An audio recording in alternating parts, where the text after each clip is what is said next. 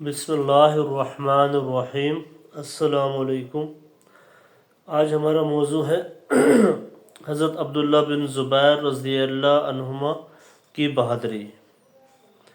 حضرت عروہ بن زبیر رضی اللہ عنہما فرماتے ہیں کہ جب حضرت معاویہ رضی اللہ عنہ کا انتقال ہو گیا تو حضرت عبداللہ بن زبیر رضی اللہ عنہما نے یزید بن معاویہ کی اطاعت سے انکار کر دیا اور یزید کو علی اعلان برا بھلا کہنے لگے۔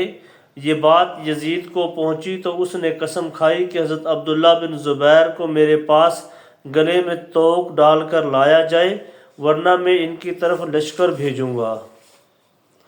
حضرت ابن زبیر رضی اللہ عنہ سے عرض کیا گیا کہ آپ یزید کی قسم پوری کر دیں اور آپ کے مرتبہ کے مطابق اس کی صورت یہ ہے کہ ہم آپ کے لیے چاندی کے توق بنا لیتے ہیں، ان کو آپ کے گلے میں ڈال دیں گے اور ان کے اوپر آپ کپڑے پہن لیں۔ اس طرح آپ اس کی قسم پوری کر لیں گے اور پھر آپ کی اس سے صلح ہو جائے گی اور اس سے صلح کر لینا ہی آپ کی شان کے زیادہ مناسب ہے۔ حضرت عبداللہ نے اس کے جواب میں فرمایا، اللہ کی قسم کبھی پوری نہ کرے، اور یہ شعر پڑھا جس کا ترجمہ یہ ہے، اور جس ناحق بات کا مجھ سے مطالبہ کیا جا رہا ہے میں اس کے لیے اس وقت تک نرم نہیں ہو سکتا ہوں جب تک چبانے والے کی داڑھ کے لیے پتھر نرم نہ ہو جائے، یعنی میرا نرم پڑ جانا محال ہے۔ پھر فرمایا کہ اللہ کی قسم عزت کے ساتھ تلوار کی مار مجھے ذلت کے ساتھ کوڑے کی مار سے زیادہ پسند ہے۔ پھر انہوں نے مسلمانوں کو اپنی خلافت پر بیعت کرنے کی دعوت دی اور یزید بن معاویہ کی مخالفت کا اظہار کیا۔ اس پر یزید بن معاویہ نے اہل شام کا لشکر دے کر مسلم بن عقبہ مری کو بھیجا اور اسے اہل مدینہ سے جنگ کرنے کا حکم دیا، اور یہ بھی کہا کہ مسلم جب اہل مدینہ سے جنگ سے فارغ ہو جائے تو مکہ کی طرف روانہ ہو جائے۔ چنانچہ مسلم بن عقبہ لشکر لے کر مدینہ داخل ہوا اور حضور صلی اللہ علیہ وسلم کے جتنے صحابہ وہاں باقی تھے وہ سب مدینہ سے چلے گئے۔ مسلم نے مدینہ والوں کی توہین کی اور انہیں خوب قتل کیا۔ وہاں سے مکہ کی طرف روانہ ہوا۔ ابھی راستہ میں ہی تھا کہ مسلم مر گیا۔ مسلم نے حسین بن نمیر کندی کو مرنے سے پہلے اپنا نائب مقرر کیا اور کہا، اے گدھے کی پالان والے، قریش کی مکاریوں سے بچ کر رہنا اور پہلے ان سے لڑنا اور پھر انہیں چن چن کر قتل کرنا۔ چنانچہ وہاں سے حسین چلا اور مکہ پہنچ گیا اور کئی دن تک حضرت ابن زبیر سے مکہ میں لڑتا رہا۔ آگے مزید حدیث بھی ہے جس میں یہ مضمون ہے کہ حسین بن نمیر کو یزید بن معاویہ کے مرنے کی خبر ملی تو حسین بن نمیر بھاگ گیا۔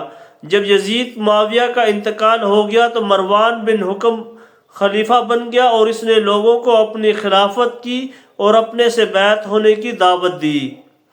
آگے حدیث اور ہے جس میں یہ مضمون بھی ہے کہ پھر مروان بھی مر گیا اور عبد الملک خلیفہ بن گیا اور اس نے اپنے سے بیعت ہونے کی دعوت دی۔ اس کی دعوت کو شام والوں نے قبول کر لیا اور اس نے منبر پر کھڑے ہو کر خطبہ دیا اور اس نے کہا، تم میں سے کون ابن زبیر کو ختم کرنے کے لیے تیار ہے؟ حجاج نے کہا، اے امیر المومنین، میں عبد الملک نے اسے خاموش کر دیا۔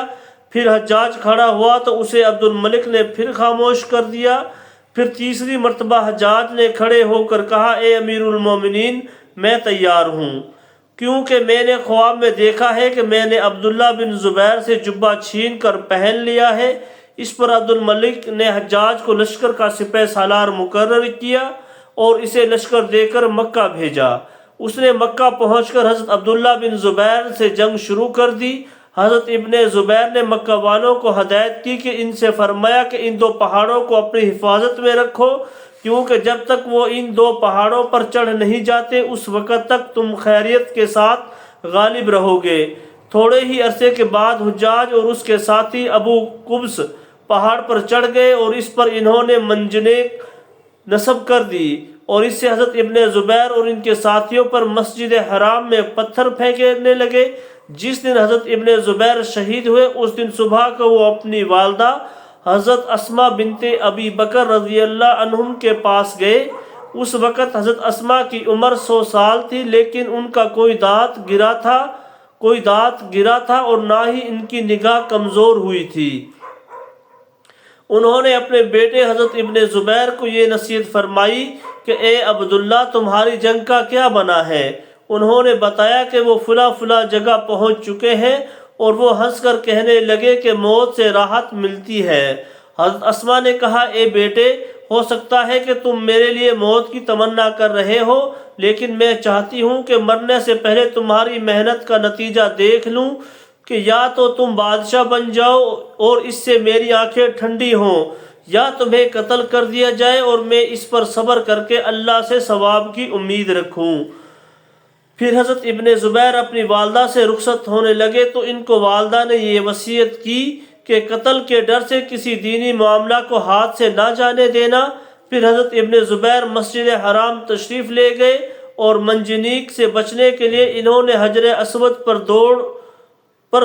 دو کواڑ لگائے۔ وہ حجر اسود کے پاس بیٹھے ہوئے تھے کہ کسی نے آ کر ان سے عرض کیا ہم آپ کے لیے کعبہ کا دروازہ نہ کھول دیں تاکہ آپ سیڑھی کے ذریعے چڑھ کر اس کے اندر داخل ہو جائیں اور یوں منجنیق کے پتھروں سے بچ جائیں۔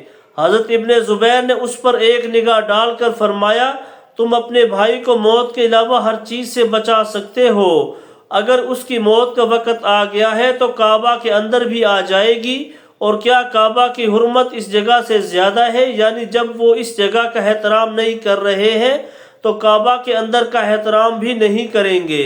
اللہ کی قسم اگر وہ تم کو کعبہ کے پردوں سے چمٹا ہوا بھی پائیں گے تو بھی تمہیں ضرور قتل کر دیں گے۔ پھر ان سے عرض کیا گیا کہ کیا آپ ان سے صلح کے بارے میں گفتگو نہیں فرماتے ہیں؟ انہوں نے فرمایا کیا صلح کی بات کرنے کا وقت ہے؟ اگر تم ان کو کعبہ کے اندر بھی مل گئے تو وہ تم سب کو ذبح کر دیں گے۔ اور پھر یہ شعر پڑھا جس کا ترجمہ یہ ہے اور میں کوئی آر والی چیز اختیار کر کے اس کے بدلہ میں زندگی کو خریدنے والا نہیں ہوں، اور نہ موت کے ڈر سے کسی کے سیڑھی پر چڑھنے والا ہوں۔ مجھے ایسے تیر کا شوق ہے جو اپنی جگہ سے نکل نہ سکے، اور کیا موت سے ملاقات کو چاہنے والا کسی اور طرف کا ارادہ کر سکتا ہے؟ اور پھر آل زبیر کی طرف متوجہ ہو کر ان کو نصیحت فرمانے لگے اور کہنے لگے کہ ہر آدمی اپنی تلوار کی ایسے حفاظت کرے جیسے اپنے چہرے کی حفاظت کرتا ہے کہ کہیں وہ ٹوٹ نہ جائے، ورنہ عورت کی طرح ہاتھ سے اپنا بچاؤ کرے گا۔ میں نے ہمیشہ اپنے لشکر کے اگلے حصے میں شامل ہو کر دشمن سے مقابلہ کیا ہے اور مجھے زخم لگنے سے کبھی درد نہیں ہوا، اگر ہوا ہے تو زخم پر دوا لگانے سے ہوا ہے۔ یہ لوگ آپس میں اس طرح باتیں کر رہے تھے کہ اچانک کچھ لوگ باب بنی جمعہ سے اندر داخل ہوئے جن میں کالے رنگ کا ایک آدمی تھا۔ حضرت ابن زبیر نے پوچھا یہ کون ہے؟ کسی نے کہا یہ حمص والے ہیں۔ اس پر حضرت ابن زبیر نے دو تلواریں لے کر ان پر حملہ کر دیا۔ مقابلہ میں سب سے پہلے وہ کالا آدمی ہی آیا۔ انہوں نے تلوار مار کر اس کی ٹانگ اڑا دی۔ اس نے تکلیف کی شدت کی وجہ سے کہا ہائے اے بدکار عورت کے بیٹے، نعوذ باللہ من ذالک۔ حضرت ابن زبیر نے فرمایا دفع ہو اے حام کے بیٹے، کالے لوگ حضرت نوح علیہ السلام کے بیٹے حام کی نسل میں شمار ہوتے ہیں، کیا حضرت اسما بدکار ہو سکتی ہے؟ پھر ان سب کو مسجد سے نکال کر واپس آئے۔